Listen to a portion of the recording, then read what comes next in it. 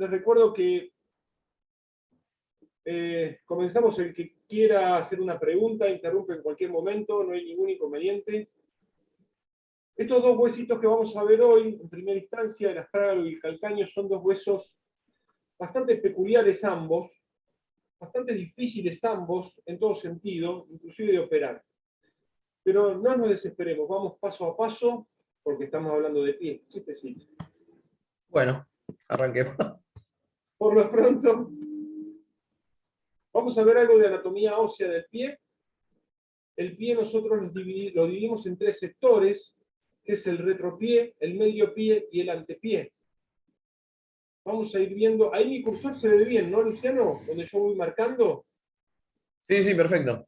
Perfecto, entonces tenemos el retropié, está formado por dos huesos, que son el astrágalo, que aquí vemos la cúpula astragalina, el calcáneo, el calcáneo que forma la mayor parte del retropié y forma el talón de nuestro pie. Por lo tanto, después tenemos el astrágalo que se articula con el escafoides tarsiano, lo pueden leer como hueso navicular, mientras que el calcáneo genera la articulación calcáneo-cuboidea. ¿Bien? Estos son huesos ya de medio pie y le siguen, en la siguiente línea, las cuñas, la primera, segunda y tercera cuña, o cuña medial, intermedia y lateral, el cuboides, como bien dijimos, y después viene ya pasando a lo que es el antepié, los 5 rayos, o sea, los 5 metatarsianos, que el primero es el más grueso, el del hallux. Recuerden que el dedo gordo del pie se llama hallux, no pulgar, y que el resto de los dedos se lo llaman el segundo dedo, el tercer dedo, el cuarto dedo o el quinto dedo. No son el índice, el anular, el mayor y el meñique. ¿Bien? Fíjense este detalle, el hallux tiene solo 2 falanges, mientras que el resto de los 4 siguientes dedos tienen 3 falanges. ¿Bien? Entonces, repasando, astrágalo, calcáneo, cuboides, escafoides tarsiano, primera, segunda y tercera cuña, primero, segundo, tercer, cuarto y quinto metatarsianos. El quinto, recuerden que termina con una cola extendida, ¿bien? Zona de inserción del peroneo lateral corto, zona de lesiones, y que después cada dedo tiene sus falanges. El pulgar tiene 2, primera y segunda, o falange proximal y distal, y el resto de los dedos tienen 3 falanges. ¿Bien? Proximal, distal e intermedia, o primera, segunda y tercera falange. ¿Bien? Ahora, dijimos, acá vemos la articulación del tobillo, como el domo astragalino, que este es el astrágalo, se articula con la tibia y el peroné, que le forman una mortaja, y esto sería el retropié, el astrágalo y el calcáneo. La articulación, tanto de la astrágala escafoidea como la calcáneo-cuboidea, se llama articulación de Chopart. Acá lo vemos mejor. Los límites entre retro, medio y antepié lo tienen distinguido por colores. Aquí vemos el calcáneo, es el número 2, el astrágalo es el número 1, la articulación astrágalo-escafoidea, la articulación calcáneo-cuboidea, las 3 cuñas, y la unión de las cuñas y el cuboides con la base de los metatarsianos es la famosa articulación de Lisfranc. Nosotros la conocemos bien porque es una zona de lesiones que generalmente son luxofracturas y que hay que estar muy atento porque si no tenemos un ojo bien avanzado, la podemos pasar sin diagnosticar ante una radiografía simple. Entonces, la diferencia, el límite entre el retropié y el medio pie es la articulación de Chopart, mientras que el límite entre el medio pie y el antepié es la articulación de Lisfranc. En realidad, obviamente, es la suma de articulaciones de varios huesos entre sí, pero también determinada que es la diferenciación de los huesos del tarso con los huesos del metatarso. ¿Bien? Cualquier pregunta, encantadísimo. Vamos a traducir esta imagen, que era un dibujo, a una imagen que es radiológica. Esto está hecho con el pie en flexión plantar para que se pueda ver bien y no haya superposición de la tibia y el peroné con el astrágalo y el calcáneo. El astrágalo es este, el calcáneo. Esta es la articulación astrágalo-escafoidea, esta es la articulación calcáneo-cuboidea. Las cuñas, primera, segunda y tercera, la diferencia ahí no se ve del todo clara. Y bueno, los 5 rayos, primero, segundo, tercero, cuarto y quinto, el hallux en su conjunto con sus 2 falanges, y el resto de los 4 dedos con sus 3 falanges. ¿Bien? En una radiografía de perfil, miren, la verdad que al ampliarla perdí un poquito de definición, les pido disculpas, pero no podemos diferenciar todos los huesos por la superposición, pero sí podemos ver el peroné, la tibia, el peroné con su maléolo peroneo, la tibia, que es esto, con su maléolo tibial, que es el medial, ustedes saben, vieron tobillo, el maléolo peroneo es el externo, el maléolo tibial es el interno.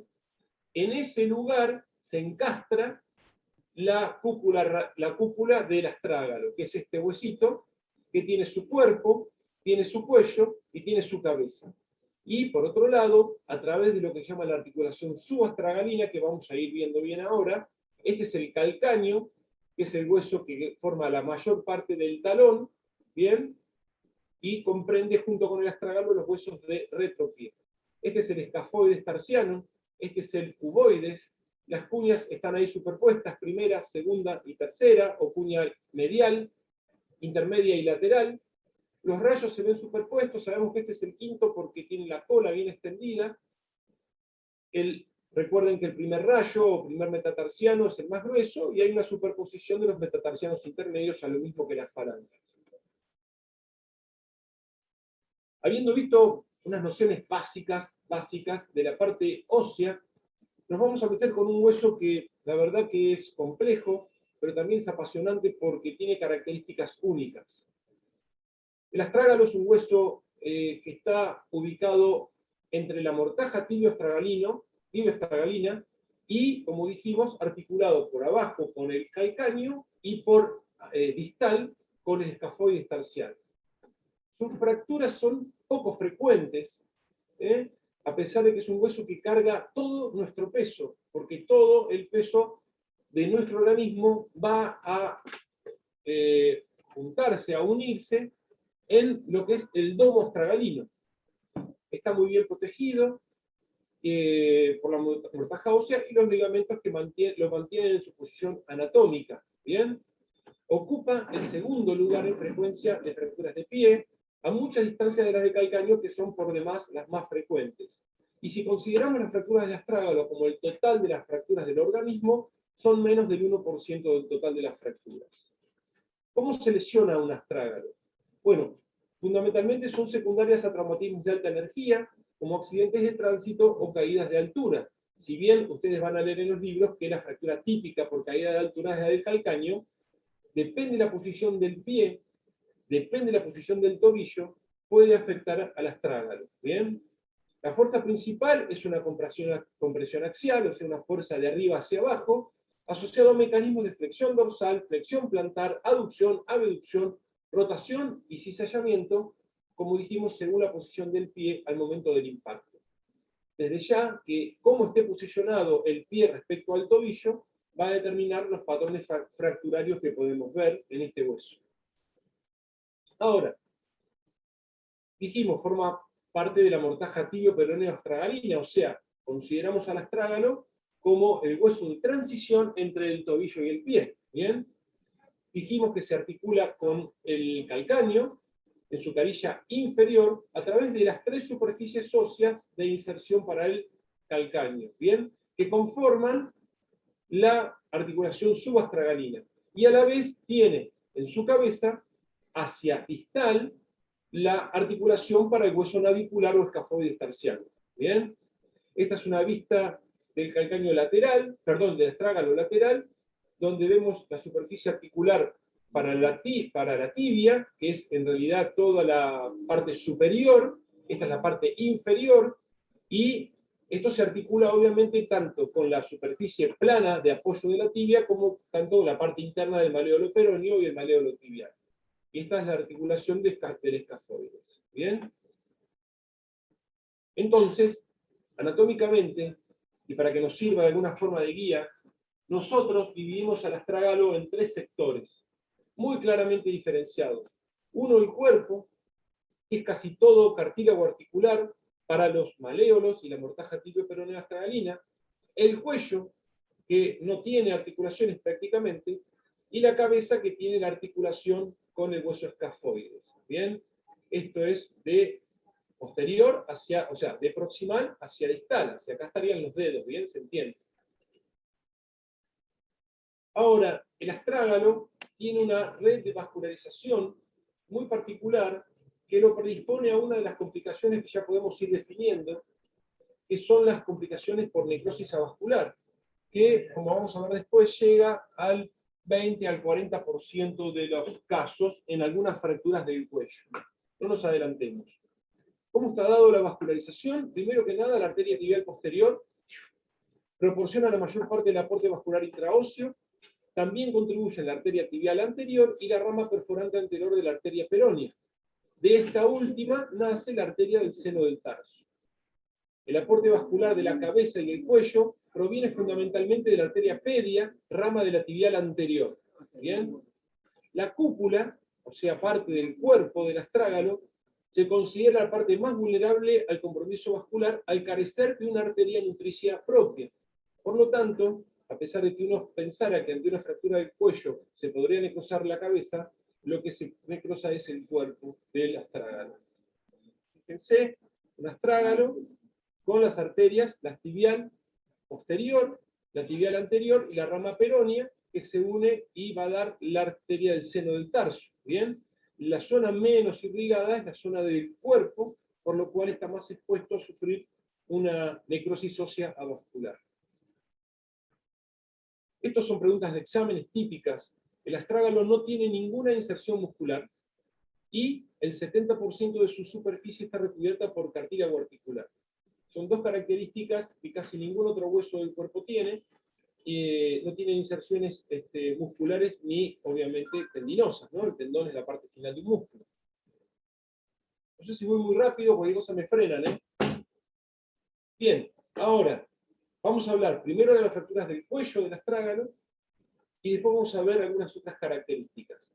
Las fracturas del cuello astragalino constituyen el 50% de las fracturas de este hueso.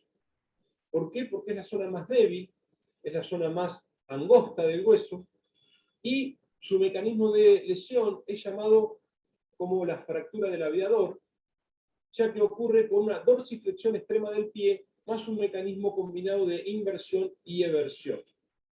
Es más frecuente en hombres jóvenes, siempre traumatismos de alta energía, y frecuentemente se trata de luxofracturas con una tasa de exposición que llega aproximadamente al 15%. Esto es importante tenerlo en cuenta porque la luxofractura es parte casi integrante de la clasificación que vamos a ir viendo, y vamos a ir viendo que la luxación se puede dar a varios niveles.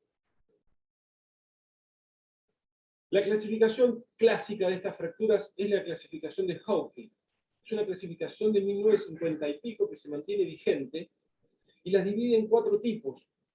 La tipo 1 es cualquier fractura del astrágalo a nivel del cuello que no tenga desplazamiento. Repasamos los huesos. Tibia, ahí está el peroné escondido, astrágalo, calcáneo, escafoides tarsiano y el resto de los huesos, las cuneas y demás, ¿no?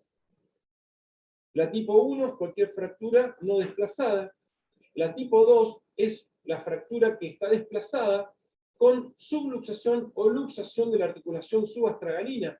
Fíjense cómo acá ya ha perdido, si bien se mantiene la articulación a nivel de la mortaja, se pierde ya domicilio en alguna de las carillas que ahora vamos a ir viendo de la articulación subastragalina. Recuerden que tiene 3 carillas, 2 que son más anteriores, o anterior media y posterior, de la cual la posterior es la más grande. La tipo 3 es con luxación completa del astrágalo, tanto de la subastragalina como de la mortaja tibio-peroneo-astragalina. ¿Bien? Esta es una luxación completa de una parte del astrágalo. Lo único que se mantiene articulado en este caso es la articulación de la cabeza del astrágalo con el escafoide tarsiano. ¿Bien? Y la tipo 4 es esta misma lesión, pero ya con luxación también del escafoide de su articulación, de la cabeza del astrágalo con el escafoide tarsiano. Clínicamente, obviamente, el paciente va a venir con el antecedente traumático, el dolor en la región del tobillo, va a tener tumefacción en la zona, algo de deformidad, más que nada dependiendo del grado de luxación que tenga. Obviamente va a haber una alteración funcional con movilidad restringida, Puede haber equimosis o hematoma, más flictenas si lleva un tiempo y sobre todo si hay luxación porque los tejidos están tensos. Y debemos siempre evaluar la exposición si lo hubiera y fracturas asociadas. ¿Qué imágenes tomamos para el astrágalo? Una radiografía de tobillo, frente y perfil, e incidencia de la mortaja, que es una incidencia que es un frente con un grado de rotación interna de 15 grados aproximadamente, que nos permite ver bien desplegada la mortaja activa por el dedo astragalina. Se pueden complementar con radiografías de pie, frente y perfil, igualmente como más o menos la zona la vemos en las radiografías de tobillo. En los casos complejos, en las cuales tengamos dudas, o querramos ver si, por ejemplo, al realizar una reducción cerrada, la reducción es completa, o ver los fragmentos para determinarlos mejor en caso de cirugía, podemos pedir una tomografía. El tratamiento de urgencia, en este caso, siempre recuerden que las fracturas son una de las urgencias en traumatología, por lo cual, si es fractura expuesta, primero que nada una toaleta quirúrgica, que obviamente, si hay una luxación asociada, tiene que ir acompañada de una reducción en el momento. Bien, recuerden que cualquier luxación, lo ideal es reducirla antes de las 6 horas de ocurrida. Bien, desde ya, cuando uno reduce un astrágalo, puede quedar con contención, o sea, puede ser estable, y realizamos una contención con yeso, valva, cualquier ortesis, para minimizar también el daño de partes blandas y darle estabilidad y no se vuelva a luxar. Podemos optar en algunas situaciones muy raramente por una tracción esquelética, que en este caso debería ser obviamente transcalcánea, pero no lo recomendamos porque en realidad estamos poniendo un Steinmann en el calcáneo, contaminando, por decirlo de alguna forma, el hueso vecino, ¿bien? Recuerden la articulación subastragalina, y lo hacemos solo en grandes fracturas con impactación muy importante y desplazamientos que las hemos visto por caídas de mucha altura. Las indicaciones de tratamiento pueden ser quirúrgicas y pueden ser no quirúrgicas de tratamiento ortopédico. Las fracturas no desplazadas serían indicación de tratamiento ortopédico, conservador. Las fracturas desplazadas que son congruentes y estables luego de la reducción también pueden ser pasibles de tratamiento ortopédico. Las fracturas con minutas no pasibles de reducción anatómica por medio de métodos abiertos también. ¿Bien? Ahora, ¿qué utilizaríamos para fijar esta fractura? Una bota de yeso o ortesis tipo Walker, por lo menos durante 8 semanas. Obviamente sin carga de peso. Es discutible, algunos dicen 6 semanas, por el tema de la rigidez articular. En este caso, tenemos que valorar qué tipo de pacientes tenemos. Si tenemos un paciente lúcido, que va a aceptar las indicaciones que le demos y va a cumplirlas, a la 6ª semana le podemos indicar que empiece a retirarse, por ejemplo, una bota Walker y realice ejercicios pasivos o ejercicios activos mínimos en un rango de movilidad fijado por nosotros y controlado por el kinesiólogo que lo trata. Pero hay una cosa a tener en cuenta. La estabilidad en la posición neutra de tobillo y pie no da buena estabilidad a la fractura del astrágalo a nivel del cuello, y les informamos más que nada que la mejor posición para dar estabilidad al foco es con algo de flexión plantar. Por eso a veces nos volcamos más a una bota de yeso que a una bota tipo Walker. Si bien hay botas de Walker que hay pocas, pero se pueden llegar a conseguir que permiten algún grado de flexión plantar con una regulación a nivel del tobillo. Tratamiento quirúrgico. Bueno, realizamos cirugía, que puede ser por abordaje a cielo abierto, a veces hacemos procedimientos percutáneos tipo osteodesis. Está indicado en las fracturas desplazadas, en las que son irreductibles por métodos cerrados o inestables luego de dicha reducción, y solo si el estado de las partes blandas es satisfactorio, porque les aseguro que la aparición de frictenas y lesiones asociadas en partes blandas es bastante común. Esto es un ejemplo de osteosíntesis. En realidad es un tornillo canulado colocado a través de un abordaje posterolateral. Esto se puede hacer en forma percutánea, fijando una fractura de cuello que está bastante avanzada en su etapa de consolidación. Esta es otro tipo de osteosíntesis. Lo que estamos viendo aquí es una radiografía de perfil parcial de tobillo. Fíjense, un tornillo que, contrariamente a este, que estaba ingresando de atrás hacia adelante, este está ingresando de adelante hacia atrás, el abordaje es anteromedial. Recuerden que los abordajes que usamos nosotros siempre son para evitar lesiones de elementos nobles, y obviamente elegimos el mejor abordaje de acuerdo a la fractura que nos permita abordarla anatómicamente de una forma satisfactoria para poder tratarla como corresponde. ¿Bien? El uso de placas en las fracturas de astrágalo prácticamente no se utilizan, porque como dijimos, el astrágalo tiene un 70 o un 70 y pico por ciento de su superficie con carillas articulares, por lo cual las placas siempre van a quedar apoyando sobre alguna superficie que no deberían, porque eso se va a articular con otro cartílago articular. Pueden leer los libros que en algunos casos utilizamos la artrodesis como tratamiento inicial. O sea, la artrodesis, por definición, es la fijación definitiva por métodos quirúrgicos de una o varias articulaciones. Lo que se busca aquí, y se utilizaría obviamente en fracturas que presentan una gran afectación de los cartílagos articulares por un grave trauma, con severa conminución, o a veces nos ocurre que nos derivan pacientes de centros periféricos o de provincia, que son luxofracturas inveteradas ya imposibles de reducir. Bueno, en ese caso el paciente va a estar con dolor, un dolor que no va a ceder ante la carga, ante el apoyo de peso, entonces generamos una artrodesis.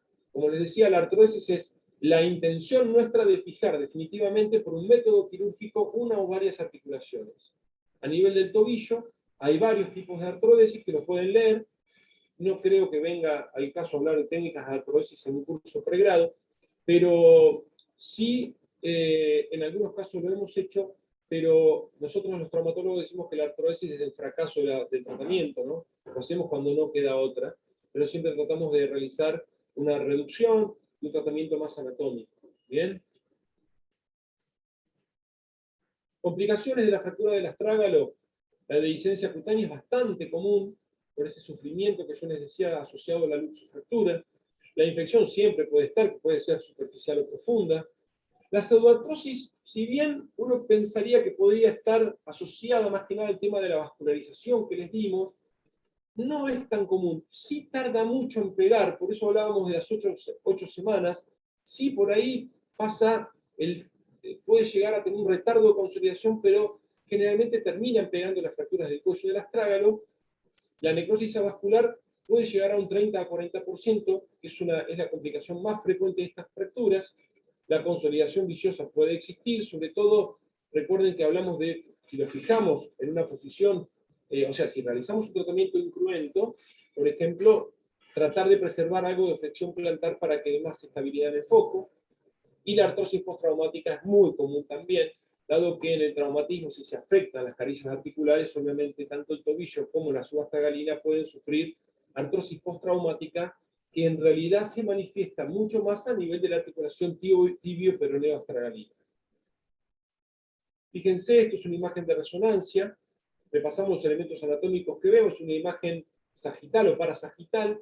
Tenemos la tibia, el astrágalo, el escafoides, el calcáneo, y ahí ya los huesos del tarso, ahí se vería el primer rayo, se ven un poco confusos, ¿no? Acá vemos bien, fíjense, para repasar la parte anatómica, la articulación calcáneo-cuboidea, ¿bien? Y fíjense en este astrágalo que tiene una apariencia rara, y cuando en secuencias de T1 y T2 aparece un área de necrosis a nivel del domo astragalino que se extiende a nivel del cuello. ¿Bien? Bien, saliendo de las fracturas del cuello, no sé si quieren hacer alguna pregunta, interrumpan en cualquier momento. Seguimos con las fracturas del cuerpo astragalino. Son mucho menos frecuentes, o sea, si tomamos que las fracturas de astrágalo son en total menos del 1% del total de fracturas de nuestro cuerpo, las fracturas del cuerpo astragalino son menos frecuentes que las del cuello, o sea que son muy raras de ver. Esto ocurre por su posición, toda fractura del cuerpo puede acarrear una incapacidad funcional significativa. Y esto es verdad porque dijimos que el astrágalo, a nivel del cuerpo, es la zona de mayor tensión, mayor soporte de peso de nuestro organismo. Y las fracturas del cuerpo las clasificamos en del cuerpo en sí, de las apófisis posterior y lateral, o las fracturas osteocondrales de la cúpula. Fíjense, las fracturas del cuerpo en sí son fracturas de la parte posterior o proximal del astrágalo hasta el cuello, esta es la cabeza que se articula con el astrágalo, Y hay de dos tipos, fracturas por cizallamiento o fracturas por compresión y con minutas, que sería este caso, donde por lo menos tenemos 4 fragmentos. Este fragmento, este fragmento, este fragmento y este fragmento. La macana de esta fractura es que va a ir a una artrosis postraumática, porque reducir esto es casi imposible. Acá nos ha quedado un escalón que articula con la tibia y que en algún punto va a articular también, como es un domo, la parte articular, no es solamente una superficie plana, también va a articular en parte hacia medial o hacia lateral con alguno de las partes internas de los maléolos. Por lo cual, ya esto nos va a llevar a una artrosis postraumática, lamentablemente, y tiene riesgo de necrosis avascular. Fíjense la articulación, subastragalina en la parte posterior, que es la carilla más grande, y después tenemos la media y la anterior, que acá no se llegan a determinar la diferencia. Calcaño-cuboidea, astragala escafoidea, escafoide con primera cuña. Tengo una pregunta. ¿Sí, cómo no? ¿Esto va a quedar con pseudoartrosis? Ve ahí el contacto que es medio como... No, va a no quedar con funciona. artrosis, no pseudoartrosis. Ok. Pero esto es porque ustedes van a hacer una cirugía y no va a quedar perfecta o directamente ni se va a operar. Mira, en este caso es difícil de definirlo. Son 3 pequeños fragmentos que el abordaje sería posteromedial, entraríamos al lado del tendón de Aquiles. El tema es que, ¿cómo fijas esto, no? A veces, ahora lo que se está haciendo también es la asistencia artroscópica para tratar algunas lesiones articulares y tratar de dejar El problema no son estos 2 fragmentos, porque estos fragmentos van a terminar pegando, o por ahí necrosándose. Eso sí sería a ver, tenemos varias posibilidades. Que estos fragmentos se peguen, que no se peguen, que sería una pseudoartrosis, o que se necrosin, que sería una necrosis ósea vascular. El problema es este fragmento que tiene este escalón. Sabemos que la principal característica que debe cumplir una articulación es que debe ser congruente. Esto ya se lo deben haber nombrado. Pero si no hay perfecta congruencia entre una superficie articular y la que se articula con ella, la articulación se va a desgastar y va a generar una artrosis precoz. Y estas son lesiones en pacientes adultos jóvenes, sobre todo hombres. Entonces, si buscamos alguna reducción, yo te digo lo que yo haría como mi criterio de tratamiento en este caso. Yo haría un tratamiento de un abordaje de 1 centímetro a nivel percutáneo, posteromedial, pegado al tendón de Aquiles, y simplemente con un Steinman trataría de levantar este fragmento para darle congruencia articular y pasaría el Steinman, una vez que esté reducido, hacia el cuerpo del astrágalo, orientado hacia el cuello y la cabeza. Ese sería mi tratamiento de dirección en esta fractura. Los otros 2 fragmentos no me preocupan, y poner un tornillo acá no puedo, porque aunque ponga un tornillo corto y de diámetro bajo, seguramente este fragmento se va a romper.